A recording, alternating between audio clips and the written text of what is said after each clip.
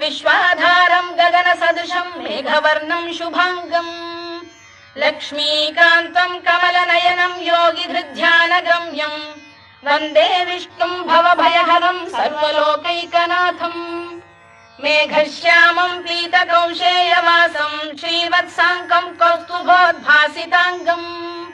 पुण्योपेतं पुण्डरीकायताक्षं विष्णुं वन्दे सर्वलोकैकनाथम्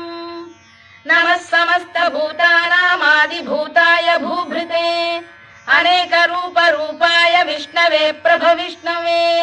सशङ्खचक्रं सकिरीटकुण्डलं सपीतवस्त्रं सरसीरुहेक्षणं